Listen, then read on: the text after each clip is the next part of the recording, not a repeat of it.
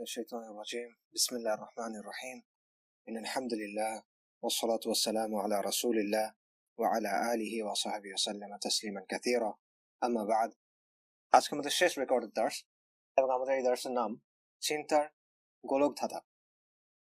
আমরা সবাই ইসলামের বিজয় চাই, কিন্তু বিজয় কিভাবে হবে, কোন পথে হবে, এটা নিয়ে আমরা খুব একটা ভাবি না।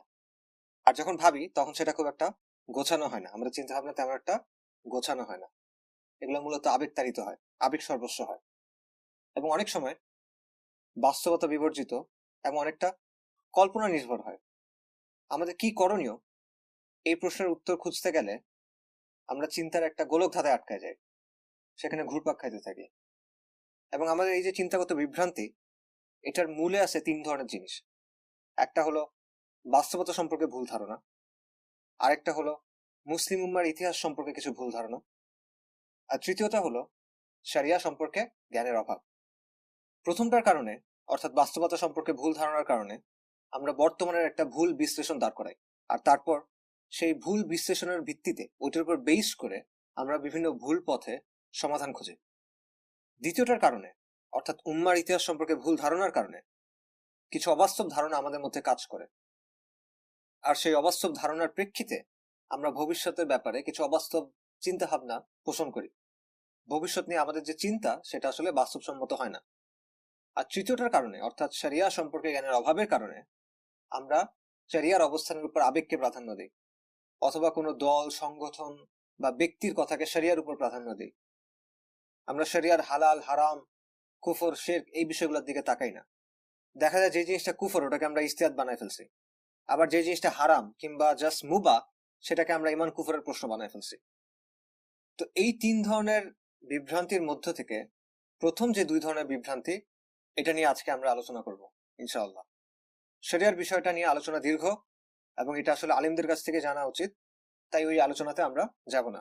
আমরা মূলত বাস্তবতার বিশ্লেষণ এবং মুসলিম উম্মার ইতিহাস সম্পর্কে যে ভুল ধারণা, এইগুলা নিয়ে কিছু পয়েন্টে ফোকাস করব। আমরা এমন 10টা পয়েন্ট নিয়ে আলোচনা করব যেটা আমাদের চিন্তাকে নানাভাবে আসলে বিভ্রান্ত করে, আমাদেরকে সঠিকভাবে বাস্তবতার বিশ্লেষণ করতে এবং করণীয় ঠিক করতে দেয় না। এই পয়েন্টগুলোর কিছু কিছু হয়তো আপনারা আগে থেকে জানেন, হয়তোবা কেউ কেউ আপনাদের মধ্যে কেউ কেউ এর অধিকাংশই হয়তোবা জানেন, এটা হইতে পারে। কিন্তু আমাদের উদ্দেশ্য হলো এই বিষয়গুলোকে একসাথে সামনে নিয়ে আসা, একটা সূত্রে গাঁথা, যাতে এগুলো সামনে রেখে আমরা চিন্তা করতে পারি। মনে করেন একটা ইকুয়েশন, একটা সমীকরণ, এই সমীকরণ আমাদের সমাধান করতে হবে একটা অঙ্কের মতো। এখন এই সমীকরণের সমাধান করার জন্য কিছু প্যারামিটার্স দরকার, কিছু চলক দরকার। তো এই পয়েন্টগুলো হলো সেই প্যারামিটার্স। এগুলো সামনে রেখে শরিয়ার আলোকে যখন আমরা চিন্তা করব, তখন ইনশাআল্লাহ চিন্তার এই গোলক ধাঁধা থেকে বের হয়ে আসা আমাদের জন্য সহজ হবে, এবং আমাদের করণীয় কি, এটা সম্পর্কে আমরা কিছুটা স্পষ্ট ধারণা তৈরি করতে পারবো ইনশাআল্লাহ। আমাদের প্রথম পয়েন্টটা হলো আধুনিক মুসলিম রাষ্ট্রগুলোর বাস্তবতা নিয়ে। আধুনিক মুসলিম রাষ্ট্রগুলো হলো ঔপনিবেশিক শাসনের ধারাবাহিকতা। উপনিবেশবাদের সময় ইসলামী ব্যবস্থাকে সরায় ইউরোপিয়ান ব্যবস্থা আমাদের উপর চাপা দেওয়া হয়েছে, সেকুলার ব্যবস্থা আমাদের উপর চাপা দেওয়া হয়েছে, এবং আধুনিক রাষ্ট্রগুলা সেই ব্যবস্থাটাকেই চালায় নিয়ে যাচ্ছে। এই রাষ্ট্রগুলোর উদ্দেশ্য হলো এই ব্যবস্থাকে টিকায় রাখা। পশ্চিমের নিয়ন্ত্রণে যে আন্তর্জাতিক বিশ্ব ব্যবস্থা আছে, যে আন্তর্জাতিক কাঠামো আছে, এই রাষ্ট্রগুলোর উদ্দেশ্য হলো সেটাকে টিকায় রাখা। আমাদেরকে বলা হয় আমরা স্বাধীন হয়েছি, এবং স্বাধীনতার এই মিথে আমরা বিশ্বাস করি, স্বাধীনতার এই কল্পকাহিনীতে আমরা বিশ্বাস করি, কিন্তু বাস্তবতা হলো আমরা এখনো পরাধীন। জাস্ট পরাধীনতার যে চেহারা, সেটা বদলাইছে। এবং এই একটা পয়েন্ট নিয়ে আমাদের গত ক্লাসের পুরো আলোচনাটা ছিল। কেন আমরা এই একটা পয়েন্ট নিয়ে একটা পুরো ক্লাসে আলোচনা করলাম? তার কারণ হলো আমাদের চিন্তাটা একটা বাক্সের ভেতর বন্দী হয়ে আছে, একটা খাঁচার ভেতর আটকা পড়ে আছে, কিন্তু আমরা এটা বুঝতে পারতেছি না। জার্মান কবি গার্টার একটা বিখ্যাত উক্তি আছে, none are more helplessly enslaved than those who falsely believe themselves to be free. বন্দী হবার পরও যারা নিজেদের স্বাধীন মনে করে, তাদের চেয়ে বড় বন্দী আর কেউ নাই। কেউ যদি খাঁচার মধ্যে বন্দী হয়ে মনে করে সে মুক্ত, তাহলে সে জীবনেও খাঁচা থেকে বের হওয়ার চেষ্টা করবে না। খাঁচার বাইরে যে একটা পৃথিবী আছে, যে নতুন সম্ভাবনা আছে, বাস্তবতা আছে, পথ আছে, সেটা সে জানবে না। আমাদের অবস্থা তাই হয়েছে। আমরা একটা বাক্সে বন্দী, কিন্তু আমরা মনে করতেছি আমরা ফ্রি। আমরা একটা বাক্সের ভেতরেই চিন্তা করতেছি, বাক্স থেকে বের হওয়ার কথা চিন্তা করতেছি না, বাক্স থেকে বের হওয়ার কথা ভাবতেছি না। আমাদের যে পরিবর্তনটা দরকার সেটা একটা বা দুটা দেশের সরকার বদলানোর মাধ্যমে আসবে না। এক সরকার গিয়ে আরেক সরকার আসবে, এটাতে শরিয়া আসবে না। আমাদের যে পরিবর্তন দরকার সেটা হলো একটা ব্যবস্থাগত পরিবর্তন, একটা সিস্টেমস লেভেল পরিবর্তন। ইউরোপিয়ান কলোনিয়াল যে সেকুলার কাঠামো আছে সেটাকে সরায় ইসলামী শরিয়া আনতে হবে। কাজেই বাক্সের মধ্যে থেকে এই পরিবর্তন করা অসম্ভব, বরং বাক্স ভেঙে বের হইতে হবে। বাক্স ভেঙে আপনি যদি বের না হন তাহলে পরিবর্তন করা সম্ভব না, এবং এই পয়েন্টটা বোঝা খুবই জরুরি। তাই পুরো একটা ক্লাসে আমরা শুধু এই বিষয়টা নিয়ে আলোচনা করছি, যাতে করে এই বাক্সের অস্তিত্ব, এই বাক্সের সীমানাগুলো কি কি, এই বাক্স কিভাবে তৈরি হয়েছে, কেন তৈরি হয়েছে, এটা আমরা ভালোভাবে বুঝতে পারি। তো এইটা হলো আমাদের প্রথম পয়েন্ট, স্বাধীনতার মিথ। এবার দ্বিতীয় পয়েন্টে যাওয়া যাক। অড্রে লর্ড নামে একজন মার্কিন র্যাডিক্যাল ফেমিনিস্ট ছিল, ব্ল্যাক ন্যাশনালিস্ট, লেসবিয়ান ফেমিনিস্ট। তার সাথে আমাদের বিন্দুমাত্র কোনো মিল নাই, না আকিদাতে না উদ্দেশ্যে। তবে তার একটা বিখ্যাত উক্তি আছে, যে কোনো সুবিবেচক মানুষ যেটার সাথে একমত হবে। তার কথাটা হলো, the master's tools will never dismantle the master's house. মনিবের যন্ত্রপাতি দিয়ে কখনো মনিবের ঘর ভাঙা যাবে না। পুরো উক্তিটা হলো এমন, মনিবের যন্ত্রপাতি দিয়ে কখনো মনিবের ঘর ভাঙা যাবে না। হয়তো সাময়িকভাবে তার খেলায় তাকে হারানো যাবে, কিন্তু মনিবের যন্ত্রপাতি কখনো সত্যিকারের পরিবর্তন আনবে না।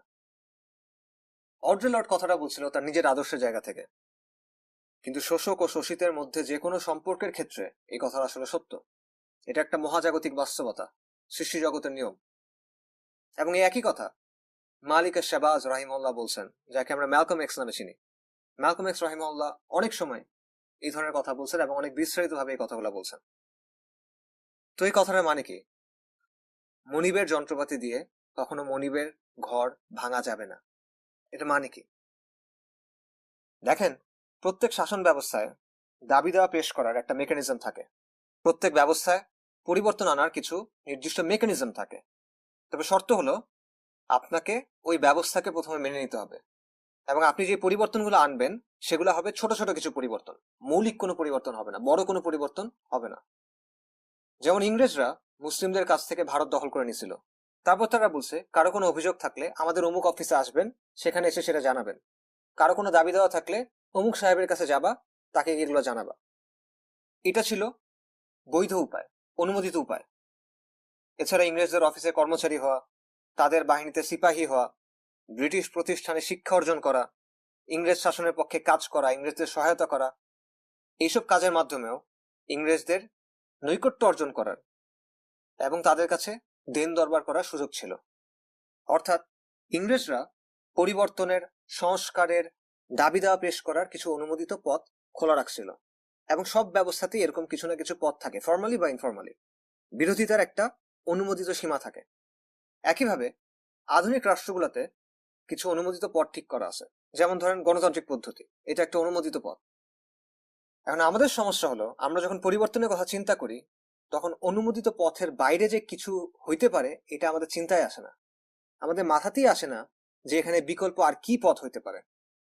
এবং গণতন্ত্রের মতো যেসব অনুমোদিত পথ আমাদের অনুসরণ করতে বাধ্য করা হচ্ছে, আমরা মনে করি যে সেগুলো আমরা নিজেরাই স্বাধীনভাবে বেছে নিছি, আমরা মনে করি যে এগুলো আমরা ইজতিহাদ করে বেছে নিছি, কিন্তু বাস্তবতা হলো আমাদের বাধ্য করা হচ্ছে এগুলো ফলো করার জন্য। কিন্তু সমস্যা হলো, অনুমোদিত পথে আপনি কখনো বিদ্যমান ব্যবস্থাকে বদলাইতে পারবেন না। অনুমোদিত পথগুলোর উদ্দেশ্যই হলো বিদ্যমান ব্যবস্থাকে অটুট রেখে এটার ভেতর ছোট ছোট পরিবর্তন আনা। এই পথগুলো তৈরি করা হয়েছে যাতে করে আপনি বিদ্যমান ব্যবস্থাকে টিকে রাখতে পারেন।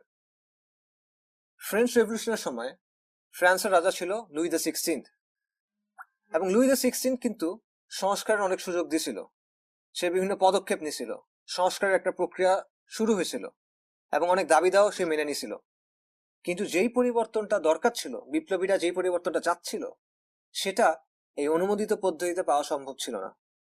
তাই রাজতন্ত্রকে সরায়ে অননুমোদিত পথে তারা পরিবর্তন আনছে। লুই দ্য 16th দেয়া কাঠামোর মধ্যে তারা কাঙ্ক্ষিত পরিবর্তন আনতে পারে নাই, তাদেরকে অননুমোদিত পথে যেতে হয়েছে। আমেরিকানরা যখন স্বাধীন হলো তারা কিন্তু ব্রিটিশদের দেখানো পথে ব্রিটিশদের অনুমোদিত পথে স্বাধীন হয় নাই, তারা অননুমোদিত পথ ধরছে। আর এটি স্বাভাবিক। নবী সাল্লাল্লাহু আলাইহি ওয়াসাল্লামের সাথে কুরাইশরা নেগোশিয়েট করতে চাইছিল না। তারা বলছিল যে আমাদের দারুন নাদওয়াতে আসো, আচ্ছা কিছুদিন শুধু আল্লাহর ইবাদত হোক, আর কিছুদিন তুমি আমাদের দেবদেবীদের জন্য ছেড়ে দাও, ঠিক আছে? তোমার টাকা লাগবে, সম্পদ লাগবে, ক্ষমতা লাগবে, নারী লাগবে, কি লাগবে বলো, আমরা তোমাকে সব দিব, আমরা তোমাকে আমাদের নেতা বানাবো, কিন্তু তুমি নিয়মতান্ত্রিক পথে আসো। তোমার দাবি দেওয়া আছে, ঠিক আছে বুঝলাম, কিন্তু তুমি আমাদের সাথে আসো, বসো, আমাদের সাথে বসো, ধাপে ধাপে কিছু সংস্কার হোক, কিছুদিন তোমার আল্লাহর ইবাদত হোক, কিছুদিন আমাদের দেবদেবীর ইবাদত হোক, সমস্যা কি? আসো, নেগোশিয়েট করে আগানো যাক। এরকম প্রস্তাব দিছে না কুরাইশরা? দিছে। কিন্তু নবী সাল্লাল্লাহু আলাইহি ওয়াসাল্লাম সেই প্রস্তাব গ্রহণ করেন নাই, এবং এটা করা সম্ভব না। কুরাইশদের দেখানো পথে, কুরাইশদের অনুমোদিত পথে, নিয়মতান্ত্রিক পথে ওই পরিবর্তন আনা সম্ভব ছিল না যেটা তিনি চাচ্ছিলেন, যেটার আদেশ আল্লাহ তাকে দিছিলেন সাল্লাল্লাহু আলাইহি ওয়াসাল্লাম। কারণ ওই নিয়ম তো কুরাইশদেরই বানানো। তারা তো এমন কোনো কিছু অ্যালাউ করবে না, তারা এমন কোনো কিছু সহ্য করবে না যেটা তাদের মূল ভিত্তিকে ধ্বংস করে দিবে। একইভাবে ব্রিটিশদের চাপায় দেওয়া যে ব্যবস্থা, সেটা আপনি ব্রিটিশদের অনুমোদিত পথে সরাতে পারবেন না। যদি সরাইতে পারতেন তাহলে ব্রিটিশরা সেটাকে অনুমোদন দিত না। যেই জাতিসংঘ ইসরায়েলকে স্বীকৃতি দিছে, ইসরায়েল প্রতিষ্ঠায় ভূমিকা রাখছে, সেই জাতিসংঘের মাধ্যমে আপনি তো ফিলিস্তিন ফেরত পাবেন না। ভারত 8 বার জাতিসংঘ নিরাপত্তা পরিষদের অস্থায়ী সদস্য ছিল। তাহলে আপনি কিভাবে আশা করেন আপনি জাতিসংঘের কাছে দেন দরবার করে কাশ্মীরের জুলুম বন্ধ করতে পারবেন? একইভাবে পশ্চিমাদের চাপানো সিস্টেম, পশ্চিমাদের দেখানো গণতন্ত্রের পথে হেঁটে আপনি সরাইতে পারবেন না। শোষক বা মনিব সবসময় ওই পদ্ধতিকে অনুমোদন দিবে যেটা তার নিয়ন্ত্রণকে টিকায় রাখবে। শাসিত বা গোলামকে সে ওই পদ্ধতি শিখাবে, ওই যন্ত্রটা দিবে যেটা তার জন্য নিরাপদ। The master's tools will never dismantle the master's house. দেখেন, গত 100 বছরে ইসলামী শাসন ফিরাই আনার জন্য বিভিন্ন ইসলামী আন্দোলন তৈরি হয়েছে, এক একজনের এক এক পদ্ধতি, কিন্তু এদের সবাই বা এদের অধিকাংশ ইসলামী শরিয়া চায়। মুসলিম উম্মার রাজনৈতিক সামরিক পুনর্জাগরণ চায়, মুসলিম সভ্যতার পুনর্জাগরণ চায়। কিন্তু ফিরিঙ্গিরা এই সবগুলা ধারার মধ্য থেকে শুধু একটা নির্দিষ্ট ধারাকে পলিটিক্যাল ইসলাম বলে। এটা কেন? অন্য ধারাগুলোর কি কোনো রাজনৈতিক আকাঙ্ক্ষা নাই? তাদের কি কোনো রাজনৈতিক চিন্তা নাই? অবশ্যই আছে। তাহলে কেন তারা শুধুমাত্র একটা ধারাকে পলিটিক্যাল ইসলাম বলে? এটা কি ওই ধারার প্রতি পক্ষপাতের কারণে? না, ফিরিঙ্গিরা এরকম বলে কারণ তারা এভাবে একটা অনুমোদিত পথ ঠিক করে দিচ্ছে, একটা অনুমোদিত পদ্ধতি ঠিক করে দিচ্ছে, তারা একটা সীমানা দিয়ে দিচ্ছে, একটা বাউন্ডারি দিয়ে দিচ্ছে। কোন রাজনৈতিক উদ্দেশ্যগুলো বৈধ আর কোনগুলো অবৈধ এটা তারা ঠিক করে দিচ্ছে, কোন পদ্ধতি বৈধ আর কোনটা অবৈধ এটা তারা ঠিক করে দিচ্ছে, এবং এইভাবে তারা মুসলিমদের রাজনৈতিক চিন্তাকে নিয়ন্ত্রণ করতে যাচ্ছে। বেসিক্যালি তারা বলতেছে যদি তোমরা ইসলাম চাও, তোমরা ইসলামের জন্য কাজ করতে চাও, তাহলে তোমরা নিয়মতান্ত্রিক রাস্তায় আসো, তোমরা শান্তিপূর্ণ পদ্ধতিতে আসো, তোমরা গণতান্ত্রিক পদ্ধতিতে আসো। এগুলাকে আমরা পলিটিক্যাল ইসলাম হিসেবে দেখব, কিন্তু অন্য সব পদ্ধতিকে আমরা অবৈধ মনে করব, এগুলাকে আমরা অন্যান্য নাম দিব, সেগুলোকে আমরা পলিটিক্যাল বলবো না, এগুলা বৈধ পলিটিক্স না। তো বাস্তবতা হলো এই যে নিয়মতান্ত্রিকতা, সেটা গণতন্ত্র হোক বা অন্য কিছু, এগুলা হলো মনিবের দেয়া যন্ত্রপাতি। আর মনিবের দেয়া যন্ত্রপাতি দিয়ে কখনোই মনিবের ঘর ভাঙা যাবে না। The master's tools will never dismantle the master's house. এবার আসা যাক তৃতীয় পয়েন্টে, অবধারিত অরাজকতা। আচ্ছা, আমরা যখন পরিবর্তনের কথা বলি তখন আমরা আসলে কি বোঝাই? পরিবর্তন বলতে আমরা কি বুঝি? আপনি কি বোঝেন? পরিবর্তনটাকে আপনি কিভাবে চিন্তা করেন, কিভাবে কল্পনা করেন, কিভাবে এনভিশন করেন?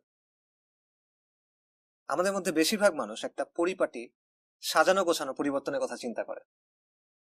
আমরা এমন একটা পরিবর্তন চাই যেখানে আমাদের ব্যবসা, চাকরি, ঘর বাড়ি, লাইফস্টাইল, আমাদের চারপাশের রাস্তাঘাট, স্কুল কলেজ, আদালত, অ্যাডমিনিস্ট্রেশন সবকিছু যেমন আছে তেমন থাকবে, জাস্ট ওপর থেকে শাসন ব্যবস্থাটা চেঞ্জ হয়ে যাবে।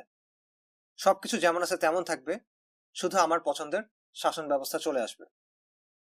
যেমন অনেকে বলে সবাই যখন নিজের শরীরে সুন্নাহ কায়েম করবে তখন ইসলাম কায়েম হয়ে যাবে। আবার অনেকে বলে ফজরের জামাতে যখন জুমার মতো মুসল্লি হবে তখন অটোমেটিক ইসলাম কায়েম হয়ে যাবে। আবার অনেকে মনে করে যে কোনো একটা দেশে মুসলিমরা যদি ক্ষমতায় এসে সেটাকে ইসলামী রাষ্ট্র ঘোষণা করে বা সেটাকে খিলাফা ঘোষণা করে, তাহলে অটোমেটিক বিশ্বের সব মুসলিম দেশ, বিশ্বের সব মুসলিম জনগণ একসাথে হয়ে একটা খিলাফা গঠন করে ফেলবে। ইসলামী শাসন ব্যবস্থা গঠন করে ফেলবে, এরকম অনেক চিন্তা ভাবনা আমাদের মধ্যে আছে। সমস্যা হলো পৃথিবীর ইতিহাসে কোনো পলিটিক্যাল সিস্টেমের পরিবর্তন এভাবে হয় নাই।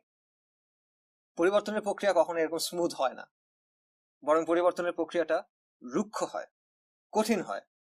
পরিবর্তন যত বড়, পরিবর্তনের প্রক্রিয়া তত রুক্ষ। দেখেন, সামন্তবাদ থেকে ইউরোপ যখন ইন্ডাস্ট্রিয়াল ক্যাপিটালিজমে গেল, ফিউডালিজম থেকে যখন ইউরোপ ইন্ডাস্ট্রিয়াল ক্যাপিটালিজমে গেল, তখন এটা ছিল একটা ব্রুটাল প্রক্রিয়া, একটা খুবই কঠিন প্রক্রিয়া। সমাজের বিপুল সংখ্যক মানুষের জীবনে তখন প্রচন্ড চাপ পড়ছে। মানুষের উপার্জন প্রথমে কমে গেছে, তাদের জীবনযাত্রা একদম কমপ্লিটলি চেঞ্জ হয়ে গেছে, এবং মানুষকে জোর করে এই পরিবর্তনে বাধ্য করা হয়েছে, তারা কিন্তু ইচ্ছা করে এখানে যায়নি। ইউরোপের রাজতন্ত্র থেকে গণতান্ত্রিক ব্যবস্থায় পরিবর্তন, এটা কিন্তু সাজানো গোছানো ভাবে হয় নাই। যুদ্ধ, বিপ্লব, সামাজিক অশান্তি, অস্থিতিশীলতার মাধ্যমে হয়েছে। একটা কাঠামো থেকে আরেকটা কাঠামোতে পরিপাটি ভাবে এক লাফে যাওয়া যায় না, বরং এই প্রক্রিয়াটা কঠিন হয়। বিষয়টা একটু অন্যভাবে বলি। ইকোনমিক্সে ইকুইলিব্রিয়াম নামে একটা কনসেপ্ট আছে, সাম্যাবস্থা, ভারসাম্য। যখন বাজারে কোনো পণ্যের চাহিদা এবং যোগান, ডিমান্ড এবং সাপ্লাই সমান থাকে, অর্থাৎ ক্রেতা যতটুক চাচ্ছে বাজার ততটুক তাকে দিতে পারতেছে, তখন পণ্যের দাম স্থিতিশীল থাকে। তখন একটা সাম্যাবস্থা তৈরি হয়, একটা ভারসাম্য তৈরি হয়, এটাকে বলা হয় ইকুইলিব্রিয়াম।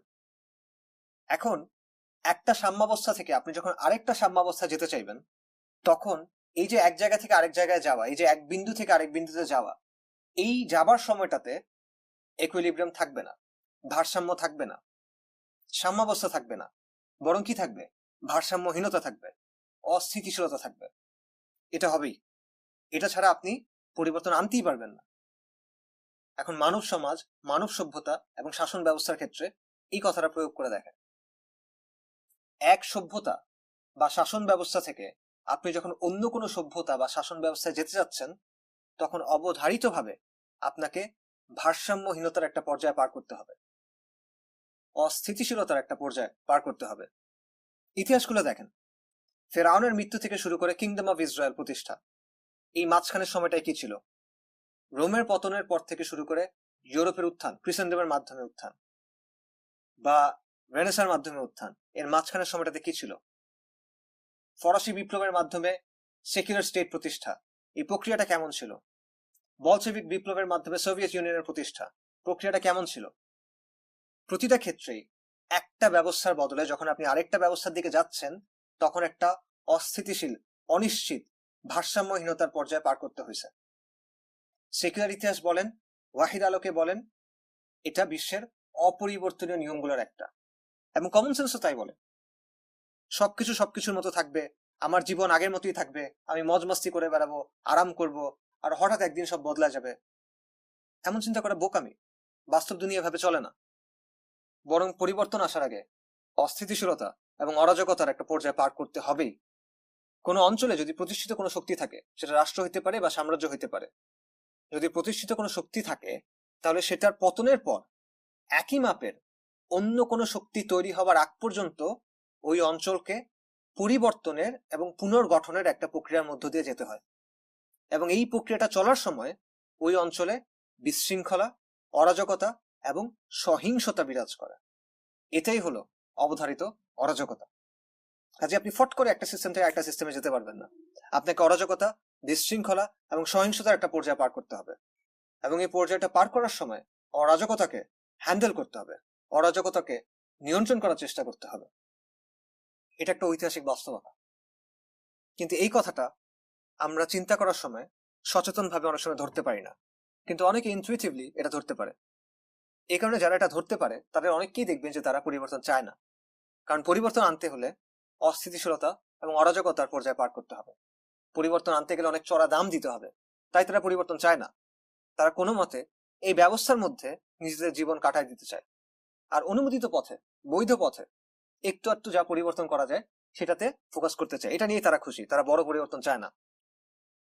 তো এই ধরনের মেন্টালিটি এবং এই ধরনের মেন্টালিটির মানুষের ব্যাপারে আসলে অনেক কিছুই বলা যায়, তো আমি সেই আলোচনায় যাচ্ছি না। আমি জাস্ট শেখ সুলাইমান ইবনু সাহমান রাহিমাহুল্লাহ একটা বিখ্যাত উক্তি বলতেছি। তিনি বলছিলেন, বেদুইন এবং শহরবাসীরা যদি একে অপরের বিরুদ্ধে যুদ্ধ শুরু করে, এবং এই যুদ্ধ করতে করতে তারা সবাই মারা যায়, তবুও সেটা জমিনে এবং তাগুত শাসক নিযুক্ত হওয়ার চেয়ে কম গুরুতর যে রাসূলুল্লাহ সাল্লাল্লাহু আলাইহি ওয়াসাল্লামের আনা শরিয়া অনুযায়ী শাসন করে না। এটা হলো আমাদের তৃতীয় পয়েন্ট, অবধারিত অরাজকতা। 4 নম্বর পয়েন্টে যাওয়া যাক, নেটওয়ার্ক ইফেক্ট। নেটওয়ার্ক ইফেক্ট কি? কিছু সিস্টেম আছে বা কিছু প্রযুক্তি আছে যেগুলোর উপকারিতা এবং আকর্ষণ ওই সিস্টেম বা প্রযুক্তির ব্যবহারকারীদের সংখ্যা বাড়ার সাথে সাথে বাড়ে। অর্থাৎ ব্যবহারকারীর সংখ্যা যত বাড়ে তত ওই সিস্টেমের বা তত ওই প্রযুক্তির উপকারিতা বাড়ে, কার্যকারিতা বাড়ে, আকর্ষণ বাড়ে। ঠিক আছে? যত বেশি মানুষ এগুলো ব্যবহার করে তত এগুলার ভ্যালু বাড়ে। এই জিনিসটাকে বলা হয় নেটওয়ার্ক ইফেক্ট। একটা উদাহরণ দেই। মনে করেন আজকে থেকে 70 বছর আগে 1952 সালে কারো হাতে একটা আইফোন 13 দেওয়া হলো। ধরেন আপনার দাদার হাতে কোনোভাবে একটা আইফোন 13 দিয়ে আসা গেল 1952 সালে। এখন এই জিনিসটা দিয়ে যোগাযোগের ক্ষেত্রে তার কি লাভ হবে? আর কারো কাছে কিন্তু তখন কোনো মোবাইল নাই। মোবাইল দূরের কথা, বাংলাদেশের অধিকাংশ জায়গাতে তখন হয়তো বা ল্যান্ডফোনও নাই। কাজেই এই জিনিসটা তার তেমন কোনো কাজে আসবে না, অ্যাটলিস্ট যোগাযোগের ক্ষেত্রে। তার অর্থ হলো এই যে মোবাইল প্রযুক্তি, এটার গুরুত্ব, এটার ভ্যালু নির্ভর করতেছে কত মানুষ মোবাইল ব্যবহার করে তার উপর। পৃথিবীতে যদি অল্প কিছু মানুষের হাতে মোবাইল থাকে তাহলে এই প্রযুক্তির তেমন কোনো গুরুত্ব নাই। কিন্তু পৃথিবীতে যখন কয়েক বিলিয়ন মানুষের হাতে মোবাইল থাকে তখন মোবাইল অনেকটা আবশ্যক জিনিস হয়ে যায়। অর্থাৎ এটা হলো এমন একটা প্রযুক্তি যেখানে ব্যবহারকারীর সংখ্যা যত বাড়ে সেই প্রযুক্তির উপকারিতা তত বাড়ে, সেই প্রযুক্তির গুরুত্ব তত বাড়ে। ব্যবহারকারীদের নেটওয়ার্ক যত বড় হয় প্রযুক্তি হিসেবে মোবাইল ফোনের গুরুত্ব তত বাড়ে। এই একই বৈশিষ্ট্য আপনি সোশ্যাল মিডিয়ার ক্ষেত্রে দেখবেন। 2006 সালে ফেসবুক ইউজ করত মাত্র 2 কোটি মানুষ। তখন এটার বিশেষ কোনো ভ্যালু ছিল না, অধিকাংশ মানুষ জানতো না ফেসবুক কি, এবং বেশিরভাগ মানুষ এটা নিয়ে তেমন আগ্রহী ছিল না। কিন্তু ফেসবুক ইউজারের সংখ্যা যত বাড়ছে তত ফেসবুকের চাহিদা বাড়ছে, ব্যবহারকারীদের সংখ্যা যত বাড়ছে তত এটার গুরুত্ব বাড়ছে, তত এটার ব্যাপারে আগ্রহ বাড়ছে, আগ্রহ বাড়ার কারণে আবার ব্যবহারকারীর সংখ্যা বাড়ছে। এভাবে একটা লুপ তৈরি হয়েছে, একটা চক্র তৈরি হয়েছে। এবং আজকে প্রায় 270 কোটি মানুষ ফেসবুক ব্যবহার করে। নিউজ থেকে শুরু করে ব্যবসা সবকিছু এখন ফেসবুকে হয়। সো এটাও এক ধরনের নেটওয়ার্ক ইফেক্ট। ব্যবহারকারীর সংখ্যা যত বাড়ছে ওই জিনিসটার উপকারিতা, কার্যকারিতা, গুরুত্ব, আকর্ষণ তত বাড়ছে। একই কথা আপনি হোয়াটসঅ্যাপের ক্ষেত্রে ধরতে পারেন। হোয়াটসঅ্যাপের ব্যবহারকারীর সংখ্যা যত বাড়ছে ততই যোগাযোগের মাধ্যম হিসেবে হোয়াটসঅ্যাপের কার্যকারিতা বাড়ছে এবং চাহিদা বাড়ছে। এবং বিটকয়েনের ক্ষেত্রে একই কথা বলা যায়, বা ক্রিপ্টোকারেন্সির ক্ষেত্রে একই কথা বলা যায়। ব্যবহারকারীর সংখ্যা যত বাড়তেছে এটার গ্রহণযোগ্যতা তত বাড়তেছে, দাম তত বাড়তেছে, এবং লেনদেনের মাধ্যম হিসেবে এগুলোর ব্যবহারও তত বাড়তেছে। কাজেই টেলিফোন, সোশ্যাল মিডিয়া, বিটকয়েন এই সবগুলোর ক্ষেত্রে দেখেন ব্যবহারকারীর সংখ্যা বাড়ছে এবং এর ফলে ওই জিনিসটার উপকারিতা বাড়ছে, এটার ইউটিলিটি বাড়ছে, এবং যত বেশি মানুষ এটা ইউজ করতেছে তত এগুলোর ভ্যালু বাড়তেছে। মোর ইউজার মোর ভ্যালু, মোর ইউজার মোর ইফেক্টিভনেস, মোর ইউজার মোর ইউটিলিটি। ঠিক আছে? এটাই হলো নেটওয়ার্ক ইফেক্ট। এবং ইন্টারনেটও নেটওয়ার্ক ইফেক্টের একটা ভালো উদাহরণ। শুরুর দিকে অল্প কিছু মানুষ ইন্টারনেট ব্যবহার করত, এবং তখন ইন্টারনেটে এত কিছু কিন্তু ছিল না, দেখার মতো, করার মতো তেমন কোনো কিছু ইন্টারনেটে ছিল না, মানুষের আগ্রহ ছিল না। কিন্তু ইউজার যত বাড়ছে তত ইন্টারনেটে কন্টেন্ট বাড়ছে, ইন্টারনেট ব্যবহারের নতুন নতুন দিক তৈরি হয়েছে, এবং ইন্টারনেটের উপকারিতা বাড়ছে। আর উপকারিতা যখন বাড়ছে তখন নতুন নতুন মানুষ এখানে এসে যুক্ত হয়েছে, এবং এইভাবে একটা চক্র তৈরি হয়েছে, একটা লুপ তৈরি হয়েছে। তো আমাদের জীবনের আরো অনেক ক্ষেত্রে নেটওয়ার্ক ইফেক্ট আসলে কাজ করে। বিশেষ করে সভ্যতা এবং সাম্রাজ্যের ক্ষেত্রে নেটওয়ার্ক ইফেক্ট কাজ করে। পলিটিক্যাল সিস্টেমগুলোকে আপনি নেটওয়ার্ক হিসেবে চিন্তা করতে পারেন। বিশ্ব রাজনৈতিক ব্যবস্থার ক্ষেত্রে নেটওয়ার্ক ইফেক্ট কাজ করে। তো নেটওয়ার্ক ইফেক্টের একটা ফলাফল হলো একটা নেটওয়ার্ক যত বিস্তৃত হবে, যত বড় হবে, ততই ওই নেটওয়ার্কের নিয়ন্ত্রণে যে মানুষগুলো আছে তাদের ক্ষমতা বাড়বে। এটা আসলে খুবই নর্মাল একটা বিষয়। এখন দেখেন, দ্বিতীয় বিশ্বযুদ্ধে যারা বিজয়ী হয়েছিল, যারা দ্বিতীয় বিশ্বযুদ্ধে জিতছিল, তারা জাতিসংঘ নামে একটা প্রতিষ্ঠান তৈরি করছে। সেই প্রতিষ্ঠান আইন, মানবাধিকার, নাগরিকত্ব, পাসপোর্ট এরকম নানা বিষয়ে নানা নিয়ম বানাইছে, এবং পরে বিভিন্ন দেশ এই প্রতিষ্ঠানের সাথে, এই সংস্থার সাথে যুক্ত হয়েছে। আর যত নতুন দেশ এই প্রতিষ্ঠানের সাথে যুক্ত হয়েছে তত এই প্রতিষ্ঠানের প্রভাব বাড়ছে, ক্ষমতা বাড়ছে, এবং একসময় তাদের বানানো এই নিয়ম কানুনগুলা সারা বিশ্বে ছড়ায় পড়ছে। একইভাবে খিলাফা ইসলামিয়া বা ইসলামী ব্যবস্থাকেও আপনি একটা স্বতন্ত্র নেটওয়ার্ক হিসেবে চিন্তা করতে পারেন, যেখানে খলিফাকে বায়া দেওয়ার মাধ্যমে আঞ্চলিক শাসকরা উপকৃত হয়। খলিফা যখন আঞ্চলিক কোনো শাসকের বায়া গ্রহণ করে তখন তার শাসন মুসলিমদের চোখে বৈধতা পায়। ভারতবর্ষে কিংবা আন্দালুসে আব্বাসীদের তেমন কোনো প্রভাব ছিল না, কিন্তু তবু ভারতের দিল্লি থেকে সুলতান ইলতুৎমিশ আব্বাসী খলিফাকে বায়াত দিছে। ইউসুফ বিন তাশফিন আন্দালুস থেকে আব্বাসী খলিফাকে বায়াত দিছে, কারণ এতে করে তাদের লেজিটিমেসি, তাদের গ্রহণযোগ্যতা বাড়ছে। অন্যদিকে যত বেশি মানুষ বায়া দিবে খিলাফা তত শক্তিশালী হবে, যত বেশি মানুষ বায়া দিবে খিলাফার আকার তত বড় হবে। আবার খিলাফার আকার যত বাড়বে ততই অন্যরা খিলাফার সাথে যুক্ত হওয়ার জন্য আগ্রহী হবে। এভাবে একটা লুপ তৈরি হবে। এটা এক ধরনের নেটওয়ার্ক এফেক্ট। ব্যবহারকারীর সংখ্যা যত বাড়তেছে, বায়াতকারীর সংখ্যা যত বাড়তেছে, তত সেই সিস্টেমটার ভ্যালু বাড়তেছে, তার মূল্য বাড়তেছে, তার আকর্ষণ বাড়তেছে, তার গুরুত্ব বাড়তেছে, তার ক্ষমতা বাড়তেছে। পশ্চিমা নিয়ন্ত্রিত আধুনিক বিশ্ব ব্যবস্থা আর ইসলামী ব্যবস্থা, এই দুটা হলো একে অপরের প্রতিদ্বন্দ্বী নেটওয়ার্ক। এই দুটার স্বার্থ হলো পরস্পর সাংঘর্ষিক। একজনের যেটাতে লাভ, অন্যজনের সেটাতে ক্ষতি, যেটাকে আমরা গেম থিওরিতে বলি জিরো সাম গেম। আমরা বলছিলাম যে একটা নেটওয়ার্ক যত বিস্তৃত হবে ওই নেটওয়ার্কের নিয়ন্ত্রণে থাকা মানুষের ক্ষমতা ততই বাড়তে থাকবে। এখন এটা আপনি পলিটিক্যাল সিস্টেমের ক্ষেত্রে প্রয়োগ করে দেখেন। জাতিসংঘে মুসলিম সদস্য আছে, ছোটখাটো বিভিন্ন বিষয়ে এদেরকে কথা বলতে দেওয়া হয়, কাজ করতে দেওয়া হয়, কিন্তু এটার মূল নিয়ন্ত্রণ কাদের কাছে? আমেরিকার কাছে, ব্রিটেনের কাছে, পশ্চিমাদের কাছে, নব্য ক্রুসেডার আর জার্নিস্টদের কাছে।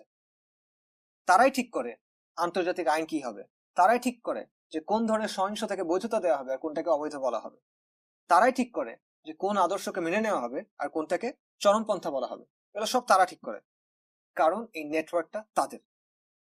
আর ওরা জানে যে এই বিশ্ব ব্যবস্থাকে টিকায় রাখার জন্য মুসলিম ভূখণ্ডগুলোকে পশ্চিমের উপর নির্ভরশীল রাখতে হবে, মুসলিম ভূখণ্ডগুলোকে পশ্চিমের অনুগত রাখতে হবে। তাই এই আধুনিক বিশ্ব ব্যবস্থা ইসলামী ব্যবস্থা গড়ে তোলার যে কোনো চেষ্টাতে বাধা দিবে, এবং এখানে কাঠামোগত নানা জটিলতাও থাকবে, কারণ এই পুরো নেটওয়ার্কটা, এই পুরো সিস্টেমটা তৈরি হয়েছে যাতে মুসলিমদের নিয়ন্ত্রণে থাকা কোনো নেটওয়ার্ক এখানে সুবিধা করতে না পারে।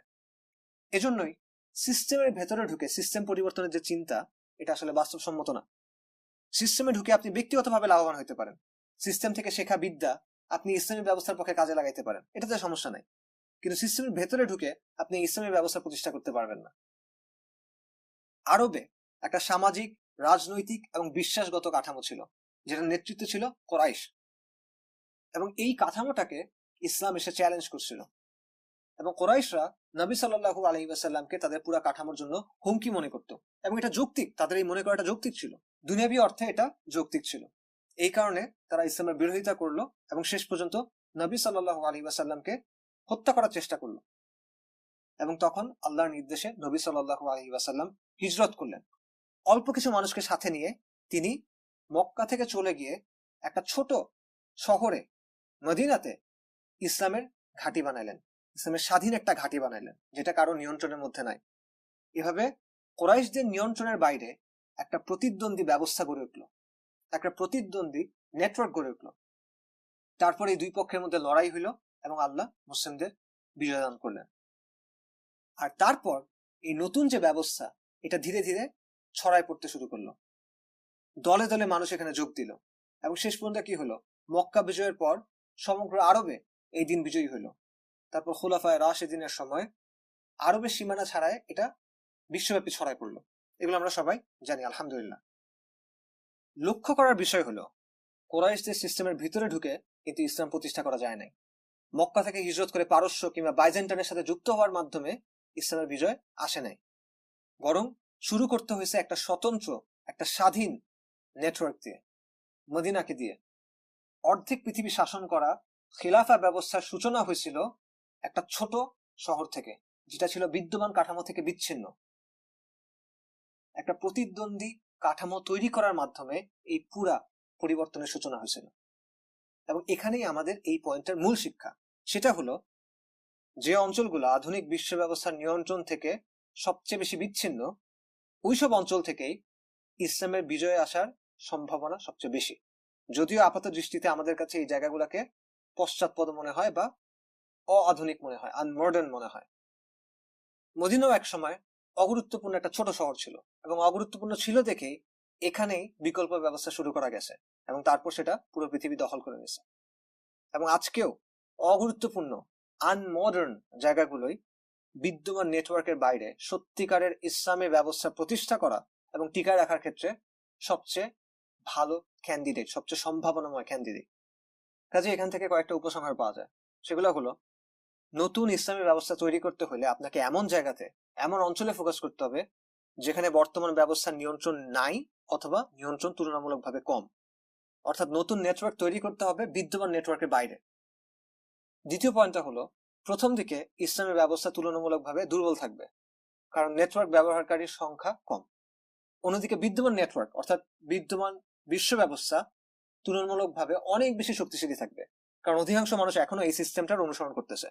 কিন্তু ইসলামী ব্যবস্থা যদি টিকে যায়, যদি এটা সম্প্রসারণ চলতে থাকে, তাহলে ধীরে ধীরে বিভিন্ন অঞ্চল থেকে অন্যান্য আরো অনেকে নতুন এই ব্যবস্থার সাথে যুক্ত হতে থাকবে, নতুন এই নেটওয়ার্কের সাথে যুক্ত হতে থাকবে, এবং ব্যবহারকারীর সংখ্যা যত বাড়বে ততই সেই নেটওয়ার্ক কি হবে, শক্তিশালী হবে, ততই সেটা আরো বেশি আকর্ষণীয় হবে, ততই সেটা আরো বেশি কার্যকরী হবে, এবং বিদ্যমান যে ব্যবস্থা আছে সেটা তত দুর্বল হতে থাকবে। তৃতীয় পয়েন্টটা হলো, মুসলিমরা যতই যোগ্যতা অর্জন করুক, তারা যদি বিদ্যমান ব্যবস্থার অংশ হিসেবে কাজ করে, তাহলে দিন শেষে তারা বিদ্যমান ব্যবস্থাকেই শক্তিশালী করতেছে। যেমন ইসলাম প্রতিষ্ঠার জন্য গণতান্ত্রিক রাজনীতিতে অংশগ্রহণ করার ফলে কি হয়, এটার ফলে গণতন্ত্রের গ্রহণযোগ্যতা বাড়ে, বিশেষ করে মুসলিমদের কাছে।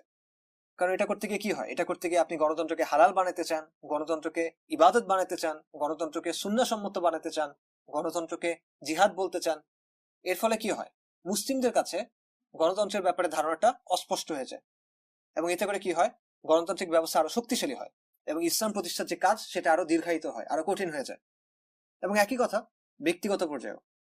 আমরা অনেকে মনে করি যে মুসলিমদের যদি অনেক বড় বড় ডিগ্রি থাকে বা আমাদের যদি অনেক পিএইচডি করা লোকজন থাকে, তাহলে উম্মার উন্নতি হবে। কিন্তু এটা ভুল ধারণা। বরং এখানে দেখতে হবে যে ডিগ্রি নেওয়ার পর বা পিএইচডি করার পর আপনি কোন নেটওয়ার্কের হয়ে কাজ করতেছেন, আপনি কোন নেটওয়ার্ককে সার্ভ করতেছেন, আপনি কোন সিস্টেমের জন্য কাজ করতেছেন। পিএইচডি করার পর বা ডিগ্রি পাওয়ার পর আপনি যদি আমেরিকা বা ইউরোপের কোনো প্রতিষ্ঠানে লক্ষ লক্ষ ডলার বেতনে চাকরি করেন, তাহলে উম্মার ফায়দা কি? আপনি যদি সফল কোনো স্টার্ট আপ তৈরি করেন, মিলিয়নিয়ার হয়ে যান, তাহলে উম্মার ফায়দা কি? আলটিমেটলি এগুলো বিদ্যমান নেটওয়ার্ককে সাহায্য করে। মুসলিমরা যদি পশ্চিমের সমাজে ইন্টিগ্রেটেড হয়ে যায়, সেখানে খাপ খাওয়ায় নেয়, তাহলে উম্মতের ফায়দা কি? ইসলামের ফায়দা কি? কিভাবে এটা একটা ইসলামী সিস্টেম তৈরি করার কাজে ভূমিকা রাখবে? হ্যাঁ, এইসব জ্ঞান দিয়ে ফায়দা হবে যদি পিএইচডি করা মানুষ এসে ইসলামী ব্যবস্থা তৈরির কাজে তার মেধাকে কাজে লাগায়। এগুলো কাজে লাগবে যদি আমরা আমাদের সামর্থ্যকে ইসলামী ব্যবস্থা গড়ার জন্য ইউজ করি। এসব টাকা পয়সা কাজে লাগবে যদি সেটা ইসলামী ব্যবস্থা তৈরির কাজে ব্যয় করা হয়। কিন্তু এটা করতে হলে আত্মত্যাগ করতে হবে। দুনিয়াবী অর্থে সফল লাইফস্টাইল ছেড়ে এমন একটা লাইফস্টাইল বেছে নিতে হবে যেটা মডার্নিটির চোখে হলো ব্যর্থতা। এই কারণে এই ধরনের মানুষ আপনি খুব বেশি পাবেন না, হয়তো লাখে একজনকে পাওয়া যায়। দেখেন, আবু বকর, ওমর, ওসমান, তারা ছিলেন বিদ্যমান কাঠামোর ভেতর বেড়ে ওঠা মানুষ, এবং তারা যোগ্য মানুষ ছিলেন, সফল মানুষ ছিলেন, সম্মানিত মানুষ ছিলেন, এবং তাদের এসব যোগ্যতা, তাদের এসব অভিজ্ঞতা দিনের কাজে লাগছিল। এসব দিক অস্বীকার করা যায় না। কিন্তু বিদ্যমান কাঠামোর ভেতরে অনেক সম্মান, অনেক মর্যাদা বা অনেক প্রভাব থাকা সত্ত্বেও শেষ পর্যন্ত কিন্তু এগুলোর মাধ্যমে সাফল্য আসে নাই। সাফল্য আসছে যখন এই যোগ্য মানুষগুলা বিদ্যমান কাঠামো থেকে বিচ্ছিন্ন হয়ে নতুন কাঠামো তৈরিতে নিজেদেরকে নিয়োগ করছেন। কাজে ব্যক্তিগত পর্যায়ে এই সিস্টেমে অংশগ্রহণ করা যেতে পারে, অনেক ক্ষেত্রে এটা দরকারও হইতে পারে, কিন্তু সিস্টেমের ভেতরে ঢুকে ইসলাম প্রতিষ্ঠার চেষ্টা, এটা কোনো সমাধান হইতে পারে না, পারবেও না। বরং এভাবে বিদ্যমান কাঠামো আরো শক্তিশালী হবে। আপনার মেধা, শ্রম, সময়, ট্যাক্স, এই সবকিছু বিদ্যমান ব্যবস্থার কাজে লাগবে, ইসলামী ব্যবস্থার কাজে লাগবে না। আপনি যদি প্রতিদ্বন্দ্বী ব্যবস্থা গড়ে তুলতে চান, তাহলে সেটা শুরু করতে হবে নেটওয়ার্কের বাইরে থেকে, ভেতরে থেকে না। তো এটা ছিল আমাদের 4 নম্বর পয়েন্ট, নেটওয়ার্ক ইফেক্ট। আমাদের 5 নম্বর পয়েন্ট হলো ইউটোপিয়া নিয়ে।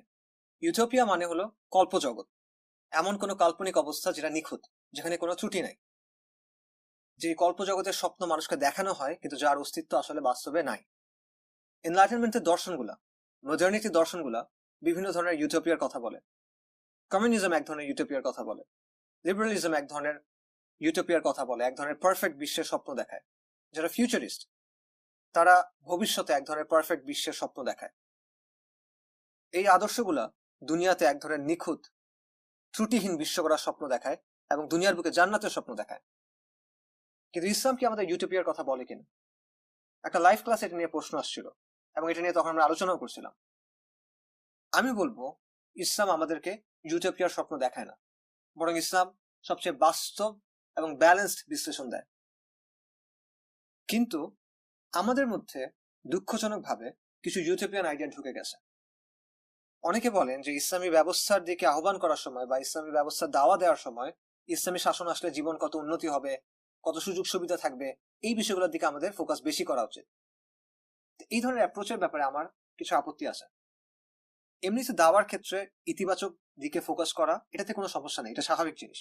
কিন্তু সমস্যা হলো এই ধরনের কথাগুলোতে শুধু ইতিবাচক দিকগুলোর কথাই বলা হয়, মানুষকে একটা অলমোস্ট ইউটোপিয়ান ছবি দেখানো হয়, কিন্তু আসলে যে পরিবর্তন আনতে হলে কঠিন পরিস্থিতির মধ্যে দিয়ে যেতে হবে সেটা নিয়ে কথা বলা হয় না।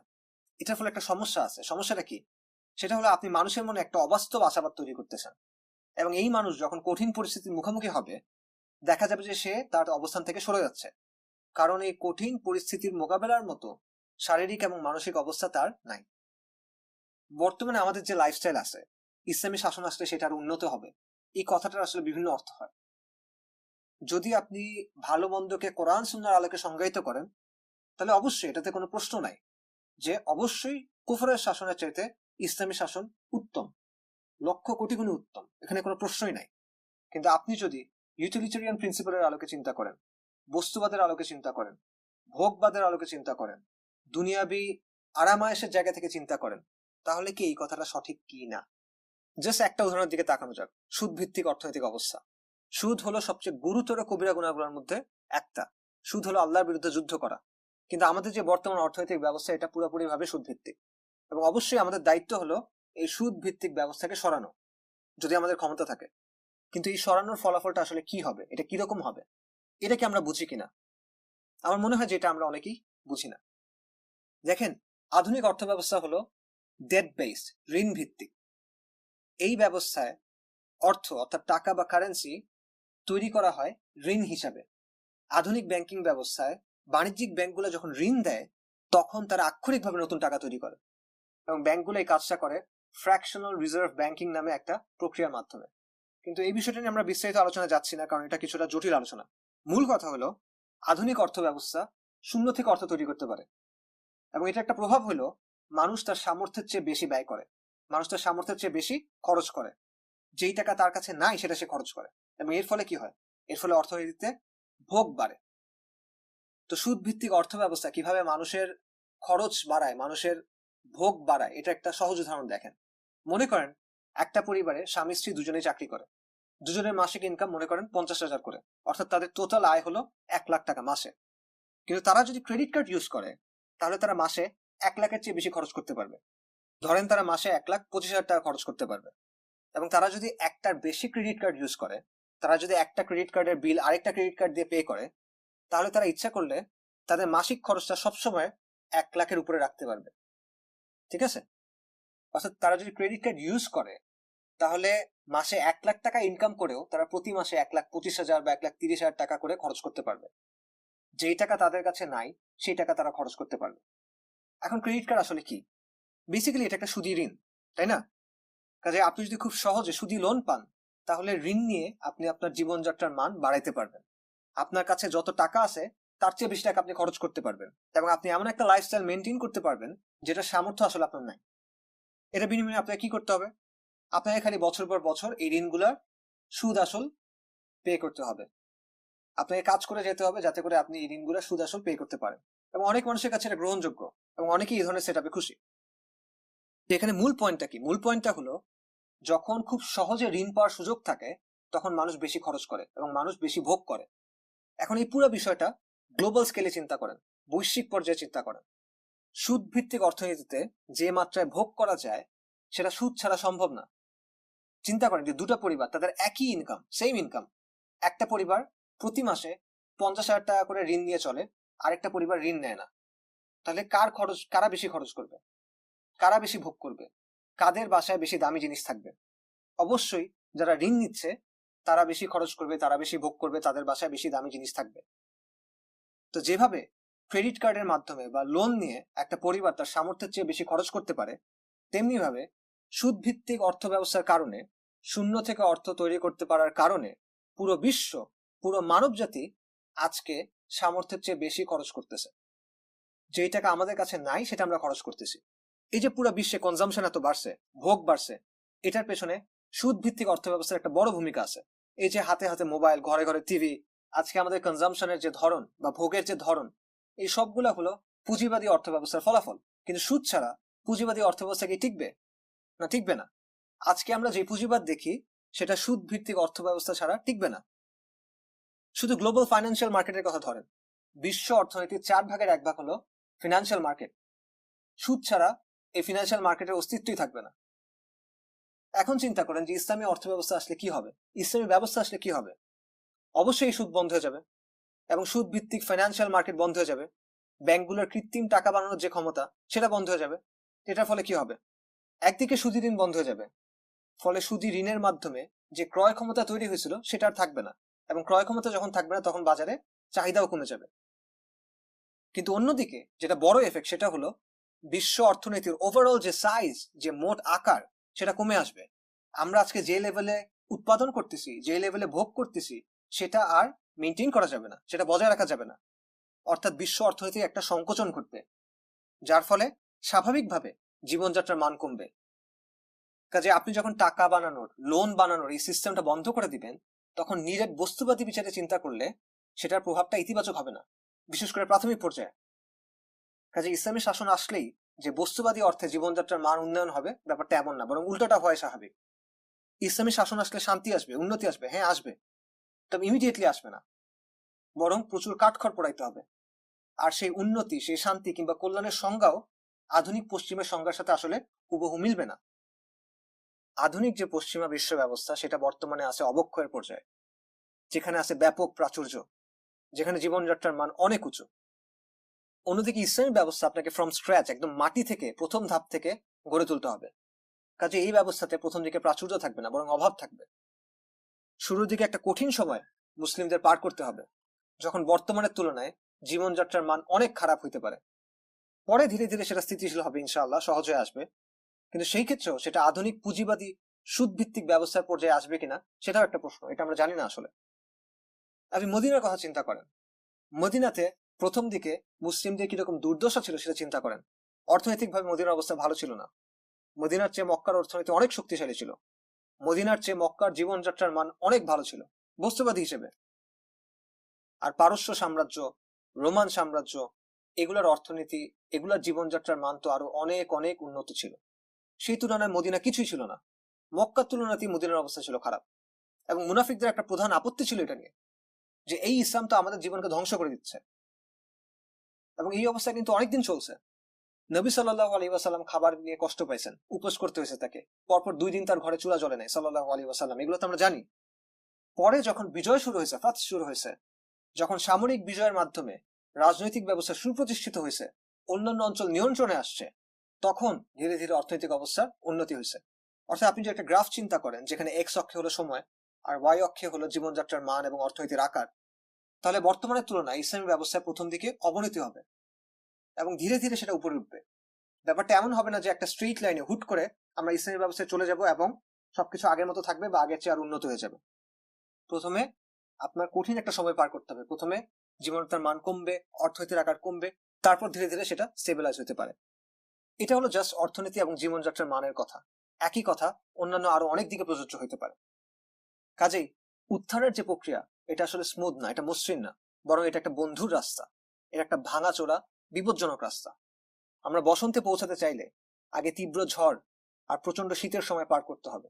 এই ঝড় আর শীতের মোকাবেলা করে টিকে থাকতে পারলেই আপনি গন্তব্যে পৌঁছাতে পারবেন, আপনি বসন্তে পৌঁছাতে পারবেন, তার আগে না। কাজে বিষয়টা কোনো ইউটোপিয়া না, এটা আমাদের মাথায় রাখা দরকার। সো এটা ছিল আমাদের প্রথম 5টা পয়েন্ট। এই পয়েন্টগুলা সিমিলার মনে হতে পারে, একরকম মনে হতে পারে, এবং মনে হওয়া স্বাভাবিক, কারণ এই প্রত্যেকটা পয়েন্ট আসলে ইন্টারকানেক্টেড, পরস্পর সংযুক্ত। কিন্তু এর প্রতিটা নতুন নতুন অ্যাসপেক্ট আছে, নতুন নতুন অক্ষ আছে, নতুন নতুন আঙ্গিক আছে। কাজে এই পয়েন্টগুলো প্রত্যেকটা আলাদা আলাদা ভাবে এবং সঠিকভাবে বোঝার চেষ্টা করবেন। এগুলো আবার গুলাই ফেলবেন না যেন। আমি আবার আপনাদের সংক্ষেপে বলছি যাতে আপনাদের কাছে বিষয়গুলো স্পষ্ট থাকে। আমাদের মোট পয়েন্ট ছিল 5টা। বাস্তবতা সম্পর্কে ভুল ধারণার ব্যাপারে আমাদের মোট পয়েন্ট ছিল 5টা। প্রথম পয়েন্ট, স্বাধীনতার মিথ। এটার মূল বক্তব্য হলো আমরা পরাধীন। আধুনিক মুসলিম রাষ্ট্রগুলো হলো ঔপনিবেশিক শাসনের ধারাবাহিকতা। আমরা এখনো তাদের সিস্টেমের অধীনে আছি। জোর করে আমাদের উপর এটা চাপায় দেওয়া হয়েছে, এবং এই আধুনিক রাষ্ট্রগুলোর উদ্দেশ্য হলো পশ্চিমা নিয়ন্ত্রিত বিশ্ব ব্যবস্থাকে টিকায় রাখা এবং ইসলামের উত্থানকে বাধা দেওয়া। তো এই আধুনিক রাষ্ট্রের বাক্স থেকে বের হয়ে আমাদের চিন্তা করতে হবে। দ্বিতীয় পয়েন্ট হলো, মনিবের যন্ত্রপাতি দিয়ে মনিবের ঘর ভাঙা যায় না। প্রত্যেক সিস্টেমে বিরোধিতার কিছু অনুমোদিত পথ থাকে। এই পথগুলো তৈরি করা হয় যাতে বিরোধিতাকে নিয়ন্ত্রণ করা যায়, যাতে বিরোধিতাকে একটা নিয়ন্ত্রিত সীমার মধ্যে রাখা যায়, এবং এই অনুমোদিত পথগুলোর উদ্দেশ্য হলো সিস্টেমটাকে টিকায় রাখা। এই পথগুলো অনুসরণ করে আপনি কখনো সিস্টেমকে বদলাইতে পারবেন না। নিয়মতান্ত্রিকতার মাধ্যমে মৌলিক পরিবর্তন আনা সম্ভব না। তৃতীয় পয়েন্ট হলো অবধারিত অরাজকতা। এক সভ্যতা বা শাসন ব্যবস্থা থেকে অন্য কোনো সভ্যতা বা শাসন ব্যবস্থায় যাইতে হলে অবধারিতভাবে অস্থিতিশীলতা এবং ভারসাম্যহীনতার একটা পর্যায়ে পার করতে হয়। কোনো অঞ্চলে যদি কোনো প্রতিষ্ঠিত শক্তি থাকে, তাহলে সেটার পতনের পর একই মাপের অন্য কোনো শক্তি তৈরি হওয়ার আগ পর্যন্ত ওই অঞ্চলকে পরিবর্তন এবং পুনর্গঠনের একটা প্রক্রিয়ার মধ্য দিয়ে যেতে হয়। আর এই পরিবর্তনের প্রক্রিয়া চলার সময় ওই অঞ্চলে বিশৃঙ্খলা থাকে, অরাজকতা থাকে এবং সহিংসতা থাকে। যে আপনি যদি বিদ্যমান ব্যবস্থা থেকে ইসলামী ব্যবস্থাতে যেতে চান, তাহলে আপনাকে অবধারিতভাবে অরাজকতার একটা পর্যায়ে পার করতে হবে। চতুর্থ পয়েন্ট হলো নেটওয়ার্ক ইফেক্ট, এবং এই পয়েন্টটা বিশেষভাবে গুরুত্বপূর্ণ। এখান থেকে বেশ কিছু গুরুত্বপূর্ণ উপসংহার পাওয়া যায়। প্রথমটা হলো, বর্তমান বিশ্ব ব্যবস্থা একটা স্বতন্ত্র নেটওয়ার্ক এবং ইসলামী ব্যবস্থা একটা স্বতন্ত্র নেটওয়ার্ক, একটা আরেকটার প্রতিদ্বন্দ্বী, এবং বর্তমান বিশ্ব ব্যবস্থা ইসলামী ব্যবস্থা গড়ে তোলার যে কোনো প্রচেষ্টায় বাধা দিবে।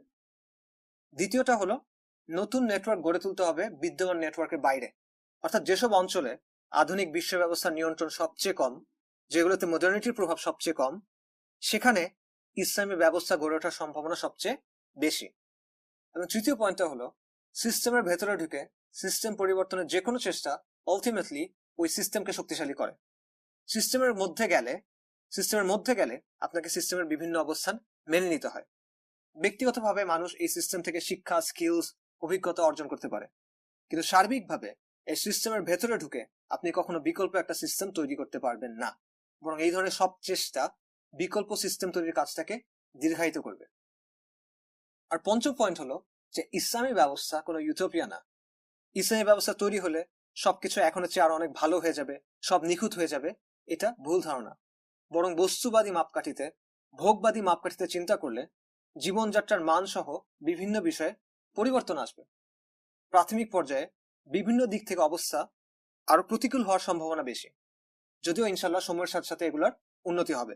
তবে সেই ক্ষেত্রেও মডার্নিটিতে যে ধরনের জীবনযাত্রা তৈরি হয়েছে তা সেখানে পুরোপুরি থাকবে কিনা, সেই লাইফস্টাইল সেখানে পুরোপুরি টিকায় রাখা যাবে কিনা, এটা আমরা জানি না, এবং এরকম ধরে নেওয়ারও কোনো কারণ নাই। এই হলো আমাদের 5টা পয়েন্ট।